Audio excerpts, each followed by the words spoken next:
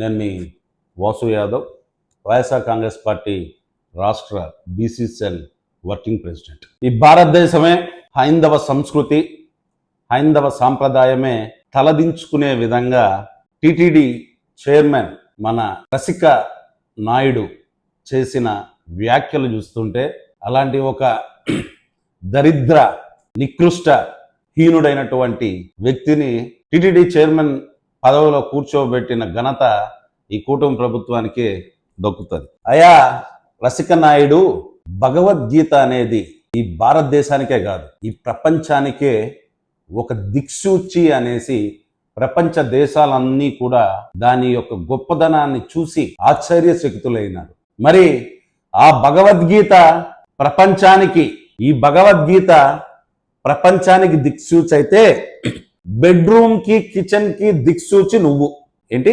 Bedroom కి kitchen కి దిక్సూచి మీరే రసిక నాయుడు గారు.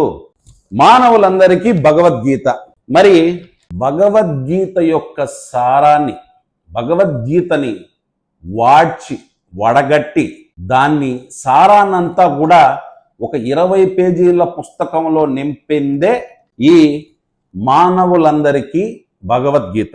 బహుశా ఈ పుస్తకంలో ఉన్నది భగవద్గీత సారం, అంతేకాని బెడ్రూమ్లో నీ శృంగార రస భంగిమల సారం కాదు ఈ పుస్తకంలో ఉండేది. ఈ పుస్తకంలో ఉండేది ఒక మనిషి జీవన విధానాన్ని, తాను ఎలా జీవించాలా అని చెప్పే ఒక గొప్ప గ్రంథం ఏదన్నా ఉంది అని అంటే అది భగవద్గీత. మరి నీ రసభంగిమల శృంగార భంగిమలన్నీ కూడా వాడ్చి వడపోసి ఆ సారాన్ని నింపిన పుస్తకం కాదు ఇది. బిఆర్ నాయుడు గారు గుర్తుపెట్టుకోండి. మీ గురించి చెప్పాలి అనంటే మీకు సంబంధించిన వ్యక్తులే. రసిక నాయుడు అలియాస్ బిఆర్ నాయుడు ఈ 20వ శతాబ్దపు ఓ అభినవ వాత్సాయనుడు. అభినవ వాత్సాయనుడు ఎవరైనా ఉన్నారు అని అంటే మన బిఆర్ నాయుడే. మరి మీకు సంబంధించిన చాలా దగ్గర వ్యక్తి మీ గురించి చెప్పిన మాటలు ఏంటో తెలుసా? ఓ మహాత్మా, మీ సరస దృష్టికి జోహార్. మీకు వయోభేదం లేదు, కులమతాల పట్టింపులు లేదు, రంగుతో సంబంధం లేదు, చెట్టుకి చీర కట్టినా ముట్టుకొని మురిసిపోయే మీ చపలత్వానికి జోహార్ బిఆర్ నాయుడు, జోహార్. మరి ఇంత జరుగుతున్నా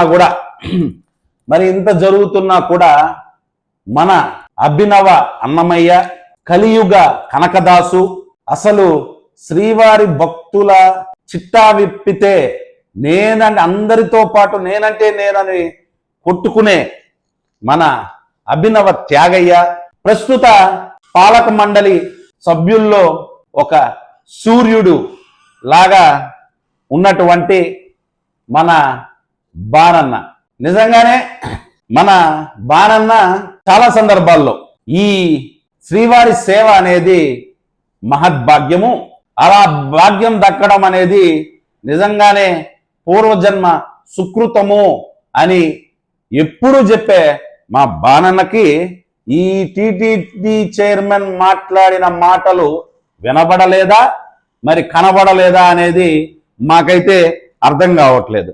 ముఖ్యంగా ఆంధ్రప్రదేశ్ కాకుండా ఈ భారతదేశంలో పవిత్రమైన గ్రంథాలకి ఏమాత్రం చిన్న అవమానం జరిగితే తట్టుకోలేని మా బాణన్న మరి ఇప్పుడు ఎందుకు మౌన ముద్ర వహించినారు అనేది తిరుపతి ప్రజలందరికీ కూడా చాలా చాలా ఆశ్చర్యంగా, చాలా చాలా అనుమానించే విధంగా తిరుపతి ప్రజలందరూ కూడా మాట్లాడుకుంటున్నారు. మరి అదే ఒకవేళ ఇది టిటిడి చైర్మన్ రసిక నాయుడు కాకుండా ఉనుంటే, ఇంకెవరైనా వ్యక్తి అయ్యునుంటే మా బాణన్న అల్లిపిరి నుంచి శ్రీవారి గుడి వరకు పొర్లు దండాలు పెట్టుంటారు.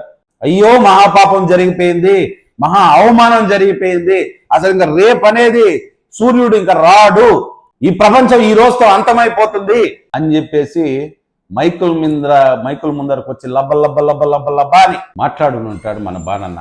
మరి ఇంత జరగతా ఉన్న ఒక ప్రఖ్యాతి సంస్థ అయినటువంటి ఆ దేవదేవుడు సేవలో ఉన్నటువంటి చైర్మన్ అయినటువంటి నాయుడు ఇంత పాడు పనులు చేస్తా ఉంటే మీ చెవులకు వినబడలేదా?